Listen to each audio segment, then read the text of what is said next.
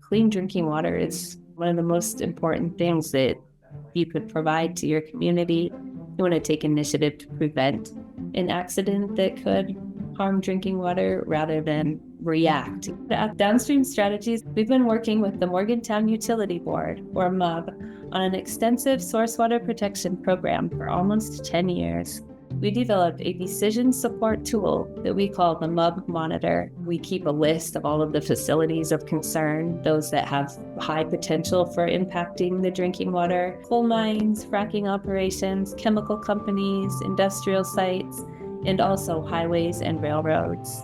And then MUB can start a dialogue with them, let the facilities that store chemicals know that there's a drinking water intake downstream, a facility that has a lot of large above ground storage tanks.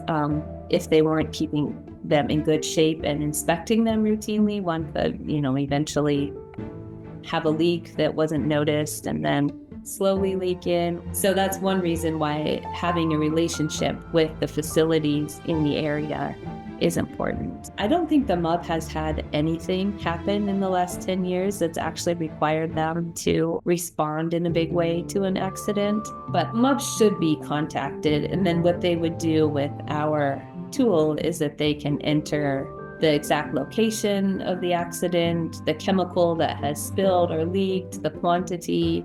Within the decision support tool, there's information that can predict how fast it will travel through the stream to reach MUB's intake. So they can, gather information on how harmful the chemical is, and then they know what they can do to treat it. Then they can start to make decisions on what they need to do to make sure it doesn't impact the water they're providing to the community. I mean, this is a big undertaking for MUB, and they really dedicate a lot of funding because they know how important it is.